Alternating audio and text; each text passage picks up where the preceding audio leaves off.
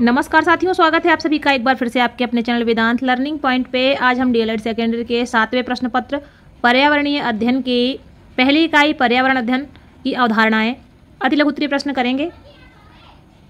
आइए शुरू करते हैं। पहला प्रश्न है, प्रकृति का महत्व समझाइए। प्रकृति का महत्व। प्रकृति से हमारा संबंध हमारे अनुभवों की महत्वपूर्ण परत है। वर्तमान में मानव ने अपनी जिज्ञासा के चलते प्रकृति के सभी रहस्यों की खोज की है। प्रकृति का अर्थात वातावरण में विद्यमान प्रत्येक घटक मानव जीवन को प्रभावित करता है।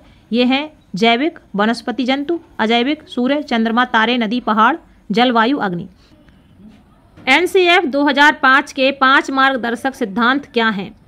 ज्ञान को स्कूल के बाहर जीवन से जोड़ा जाए, पढ़ाई को रटंत्र प्रणाली से मुक्त किया जाए, पाठ्यचर्या पाठ्य पुस्तक केंद्रित ना रह जाए, कक्ष को गतिविधियों से जोड़ा जाए एवं इसे लचीला बनाया जाए, राष्ट्रीय मूल्यों के प्रति आस्थावान विद्यार्थी तैयार हों, राष्ट्रीय महत्व के बिंदुओं को पाठ्यक्रम में शामिल किया जाए। एनसीएफ 2005 का पूरा नाम क्या है? उनके अंग या भाग लिखिए। एनसीएफ का पूरा नाम नेशनल करिकुलम फ्रेमवर्क है। इसके जो अंग हैं वो है परिप्रेक्ष्य, सीखने का ज्ञान, पाठ्यचर्या के क्षेत्र, स्कूल की अवधारणाएं एवं आकलन, विद्यालय व कक्षा का वातावरण, व्यवस्थागत सुधार। अगला प्रश्न है, एनसीएफ 2000 पर टिप्पणी लिखिए। एनसीएफ 2000 पर छात्रों पर ध्यान केंद्रित किया गया ताकि बिना किसी बोझ के साथ सीखने की एनसीएफ 2005 पर छात्रों पर ध्यान केंद्रित किया गया ताकि बिना किसी बोझ के साथ सीखने को सुनिश्चित किया जा सके। एनसीएफ 2000 में यह तीसरा एनसीएफ था। उस समय शिक्षा निर्देशालय ने वर्ष 2003-2004 में नए सिरे से किताबें तैयार कराई थीं। पर्यावरण पाठ्यक्रम निर्माण के सिद्धांतों का वर्णन कीजिए। पर्यावरण पाठ्यक्रम निर्माण के सिद्धांत हैं: विद्यार्थियों के स्तर और मानसिक विकास के अनुकूल, बालकों की रुचि के अनुकूल, वातावरण केंद्रित हो, दैनिक जीवन की आवश्यकताओं की पूर्ति करने वाला, विभिन्न विषयों से संबंधित क्रियाशीलता को स्थान, वैज्ञानिक दृष्टिकोण का विकास और प्रेरणादायक पाठ्यक्रम। चलते हैं अगली इकाई के प्रश्नों की तरफ। अगली इकाई है बच्चों के विचारों को समझना। पर्यावरण शिक्षा क्या है, स्पष्ट कीजिए। पर्यावरण शिक्षा की अवधारणा के आधार पर पर्यावरण शिक्षा के दायित्वों को जानने तथा विचारों को स्पष्ट करने की वह प्रक्रिया है जिससे मनुष्य अपनी संस्कृति और जैव भौतिक परिवेश के मध्य अपने आप की संबद्धता को पहचानने और समझने के लिए आवश्यक कौशल तथा आवृत्ति का विकास कर सके। पर्यावरण शिक्षा पर्यावरण की गुणवत्ता से संबंधित प्रकरणों के लिए व्यवहारिक संहिता निर्माण करने तथा निर्णय लेने की आदत को भी व्यवस्थित करती है। अगला महत्वपूर्ण प्रश्न है, बच्चे कैसे सीखते हैं? बच्चे अपने वातावरण से बहुत कुछ सीखते हैं। लोगों को देखकर, सुनकर, बोलकर, समझकर सीखते हैं। सीखने की प्रक्रिया जन्म से मरण तक चलती रहती है। बच्चे पल पल सीखते रहते हैं। बोलना, खाना, समझना, उपयोग करना इत्यादि बच्चे स्वयं से सीखते हैं। स्वयं से सीखी बातें अंत तक याद रहती हैं उनको।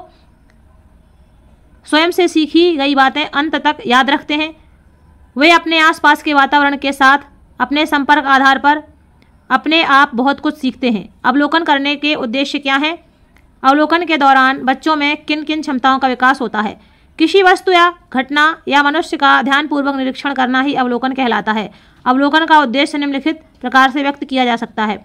अवलोकन वैज्ञानिक विकास का मूल आधार है। अवलोकनकर्ता के पास अपना विवेक व ज्ञान होता है, अतः घटनाओं के संबंध में प्रतिदिन उनका स्वयं का दृष्टिकोण भी तार्किक हो जाता है।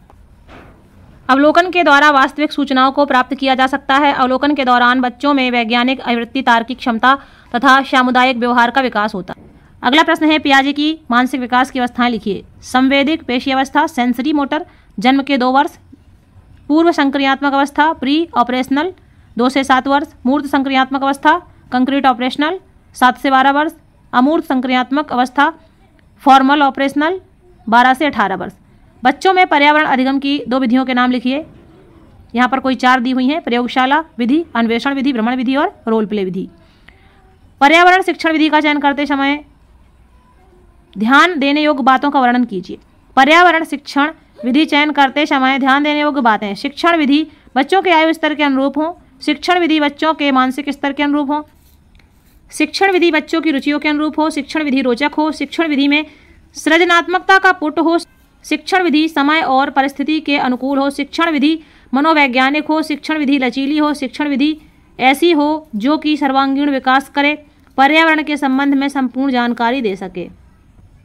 अंतिम प्रश्न है इस यूनिट का, व्यक्तिवृत्त क्या है, इसकी रूपरेखा लिखिए। व्यक्तिवृत्त केस स्टडी।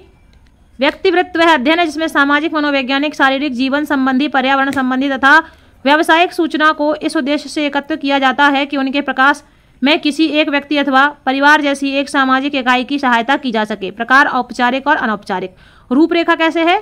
उद्देश्य, सामान्य तथ्य, पारिवारिक इतिहास, व्यक्तित्व संबंधी सूचनाएं, स्वास्थ्य, शैक्षिक इतिहास, सूचना प्रक्रिया, निर्देशन, परामर्श, उत्तर अध्ययन। तीसरी इकाई है पर्यावरण अध्ययन का शिक्षण और आकलन। इसमें महत्वपूर्ण प्रश्न है, बच्चों द्वारा नक्शे का उपयोग कैसे किया जाता है? स्थानों का विवरण देने या दिशा निर्देश देने के लिए जरूरी है कि एक साझा शब्दावली हो जो सटीक हो, वरना हो सकता है कि कोई व्यक्ति हमें जो स्थान बताए वह अगले नुक्कड़ पर हो, मगर हमें वहां पहुंचने के लिए लंबा फासला तय करना पड़े। इस शब्दावली को विकसित करने में बच्चों की मदद करें। चित्रों, भाषा, शब्दों का प्रयोग कराएं। उच्च प्राथमिक कक्षाओं के बच्चों को अपनी पढ़ाई के दौरान पाठ्य पुस्तकों में विभिन्न नक्शों को पढ़ना पड़ता है। इसके बावजूद इन नक्शों और बच्चों द्वारा बनाए गए नक्शों के बीच बहुत अंतर होता है। नक्शे में कई रेखाओं और संकेतों का उपयोग किया जाता है। कृत्रिम उपग्रह क्या है? कृत्रिम उपग्रह मानव निर्मित ऐसे उपकरण हैं जो पृथ्वी की निश्चित कक्षा में परिक्रमा करते हैं। अपने संतुलन को बनाए रखने के लिए ये उपग्रह अपने अक्ष पर घूमते हैं। 1957 में सर्वप्रथम रूस ने एक कृत्रिम उपग्रह स्पुतनिक फर्स्ट अंतरिक्ष में प्रक्षेपित किया था। कृत्रिम उपग्रह अंतरिक्ष में कुछ प्रमुख उद्देश्यों के लिए प्रक्षेपित किए जाते हैं, जिनमें दूरसंचार, मौसम विज्ञान संबंधी अध्ययन और अंतर्राष्ट्रीय जासूसी प्रमुख है। इस समय 1975 700 से भी अधिक कृत्रिम उपग्रह पृथ्वी की परिक्रमा कर रहे हैं। सर्वेक्षण के उपकरणों के नाम लिखिए। सर्वे के उपकरणों के नाम निम्नलिखित हैं: प्रश्नावली सूची, साक्षात्कार विधि और प्रत्यक्ष निरीक्षण। गतिविधियों की विशेषताएं लिखिए। गतिविधियों का संबंध छात्रों की मानसिक एवं शारीरिक क्रियाशीलता से होता है, क्योंकि किसी गतिविधि को सफल रूप से संपन्न करने के लिए यह आवश्यक है कि छात्र मानसिक एवं शारीरिक रूप से स्वस्थ हो। गतिविधियों में उपकरणों की सहायता भी ली जाती है, जैसे एक छात्र कविता के साथ हारमोनियम एवं तबले का प्रयोग करता है। गतिविधियों का स्वरूप उद्देश्यपूर्ण होता है। सामाजिक गतिविधियों में सामाजिक विकास का उद्देश्य निहित होता है, जैसे अनेक प्रकार की स्वयं सेवी संस्थाएं गतिविधियों के माध्यम से छात्रों में पर्यावरणीय जागरूकता जागृत करने का प्रयास करती हैं। आइकॉनिक मैप किसे कहते हैं? आइकॉनिक मैप से तात्पर्य विभिन्न पर्यावरणीय नमूने एवं मॉडल छात्रों के समक्ष प्रदर्शित करना और उनके माध्यम से उन्हें पर्यावरणीय तथ्यों का उपयोगी ज्ञान प्रदान किया जाता है। ज्वालामुखी बांध, पर्यावरणीय प्रदूषण जैसे परिस्थितियों के मॉडल या नमूने जब इन परिस्थितियों की जानकारी हेतु छात्रों के समक्ष प्रदर्शित किए जाते हैं तो वे भली भांति इनके बारे में ज्ञान प्राप्त कर लेते हैं। आइकॉनिक मैप पर्यावरणीय शिक्षा के क्षेत्र में छात्रों के लिए विशेष रूप से उपयोगी सिद्ध हो आइकॉनिक मैप पर्यावरणीय शिक्षा के क्षेत्र में छात्रों के लिए विशेष रूप से उपयोगी सिद्ध हो सकते हैं। अगला महत्वपूर्ण प्रश्न है, मूल्यांकन की परिभाषा लिखिए। मूल्यांकन का अर्थ लिखिए। मूल्यांकन तथा आकलन में संबंध स्पष्ट कीजिए। मूल्यांकन किसी अनुभव की उपयोगिता के संबंध में दिया निर्णय है। आकलन और मूल्यांकन दोनों का उद्देश्य बच्चों की अभिव्यक्ति क्षमता, अनुभूति आदि का मापन करना है। आकलन एक संक्षिप्त प्रक्रिया है और मूल्यांकन एक व्यापक प्रक्रिया है। यह किसी भी शैक्षिक कार्यक्रम में किसी विपक्ष में विषय में सूचना एकत्र करना और उसका विश्लेषण करना और व्याख्या करना है। मूल्यांकन प्रक्रिया के विभिन्न पदों का वर्णन कीजिए।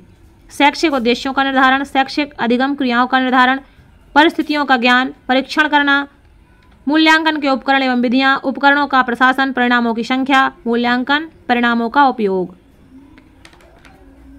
अगली 3 इकाइयों के लिए मिलते हैं अगले वीडियो में। तब तक के लिए आप सभी का धन्यवाद। आप सभी का दिन शुभ हो।